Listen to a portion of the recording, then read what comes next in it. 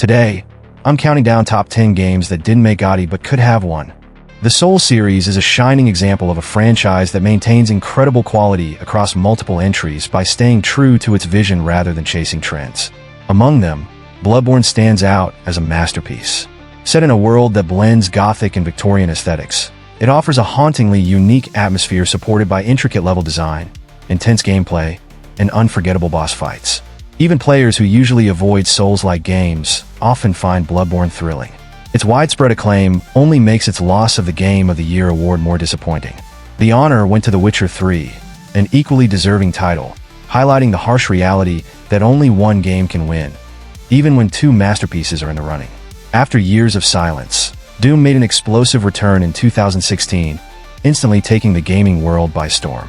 The reboot stayed true to its roots, preserving the iconic gameplay, visuals, and adrenaline-pumping soundtrack, while also standing out as a modern shooter masterpiece. Whether you focused on the story or just enjoyed obliterating hordes of demons to heavy metal, Doom 2016 delivered everything fans hoped for and more. It truly deserved the Game of the Year title. Shockingly, it lost to Overwatch, a decision that still baffles many. The idea that an unbalanced game like Overwatch could beat Doom, and even Uncharted 4, is hard to fathom. While DC had already struck gold with the Arkham series, Marvel lagged behind with inconsistent attempts at superhero games. That changed in 2018 with the release of Spider-Man, a game that not only surpassed all previous Spider-Man titles, but set a new standard for superhero games. The game delivered a near-perfect recreation of New York City, combined with an engaging story and top-notch voice acting. The gameplay was addictive, blending classic combat with tech-based gadgets from Peter Parker's genius.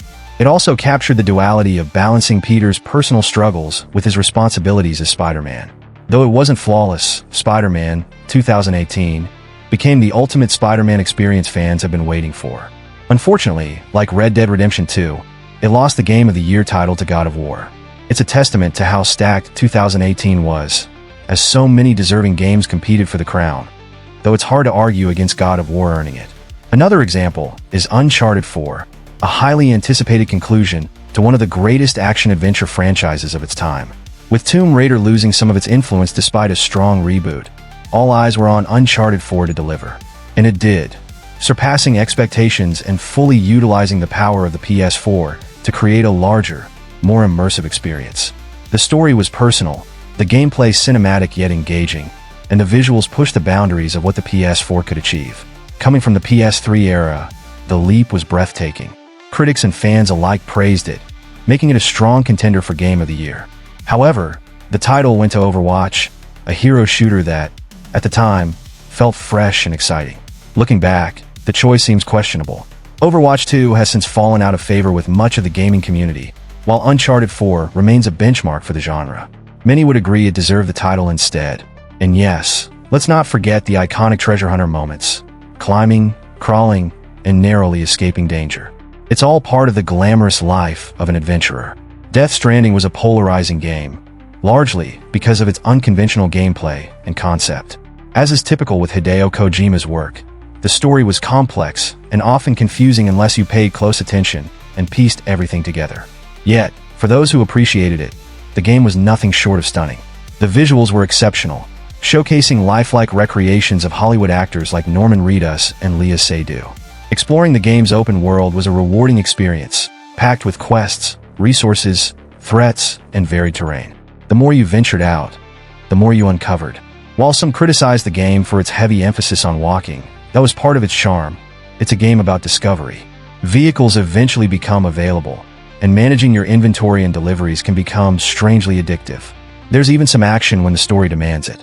With roughly 40 hours of gameplay, and even more for completionists, it's an immersive experience. For fans like me, Death Stranding deserved the Game of the Year title. Unfortunately, it lost to Sekiro: Shadows Die Twice, a phenomenal game in its own right, making it a bittersweet year for gaming. God of War Ragnarok had massive expectations as the sequel to one of the most acclaimed games ever, and it largely lived up to them, sometimes even exceeding them. The combat offered much more variety this time, and exploring more of the universe was a thrilling addition. However, the game wasn't without its flaws. Some fans felt the final battle didn't quite deliver, and the pacing wasn't as tight as its predecessor. Despite these minor shortcomings, Ragnarok is an awe-inspiring game, capturing the grandeur and scale expected from the God of War series. It's one of the best games in recent years. That said, 2022 was also the year of Elden Ring, another phenomenal title that deservedly claimed the Game of the Year award. While it's hard to argue with the decision, one can't help but wish Ragnarok had been released in a different year to get the recognition it also deserved. Survival horror games rarely make it as Game of the Year contenders, and it's easy to see why. Many are either low-effort projects relying on cheap scares, or fail to strike a proper balance between action and horror. However, every once in a while, we get something truly special. Alien Isolation stands as one of those rare survival horror games that truly delivers. Based on the legendary Alien movie franchise, it stays incredibly faithful to its source material while offering an original story rather than a simple adaptation. The game masterfully captures the essence of the films, delivering a terrifyingly claustrophobic and intense experience. The stunning graphics and attention to detail, including lighting, heighten the sense of dread. The challenging gameplay requires stealth and strategy as players face relentless aliens, whose design and AI create a constant feeling of vulnerability. Sound design further immerses players, with every creak and growl intensifying the experience. While the slower pacing may not appeal to all, it enhances the game's atmosphere. Despite its brilliance, Alien Isolation lost Game of the Year to Dragon Age Inquisition. While I respect Inquisition's win, it's bittersweet, as exceptional survival horror games like Alien are so rare. Alan Wake 2 not only met the high bar set by its predecessor, but surpassed it in every way. Its photorealistic visuals, gripping and mind-bending narrative, engaging gameplay, and top-tier presentation, all under Sam Lake's direction, cemented it as a modern masterpiece. Though undeniably terrifying, the game knows when to inject moments of levity, even flirting with breaking the fourth wall to add depth to its immersive experience. Without spoiling anything, it's safe to say that Alan Wake 2 impressed across the board, pushing boundaries in ways that few horror games dare to attempt. That's why it's bittersweet that it lost to Baldur's Gate 3, a game that I deeply admire and believe wholeheartedly deserved its win. Yet, I can't help but wish Alan Wake 2 had launched in a different year.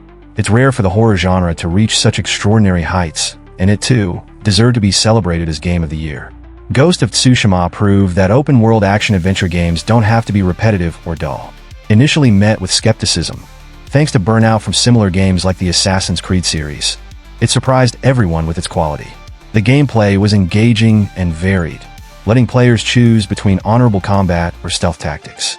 The world itself was rich in detail, filled with side missions and activities that deepened immersion.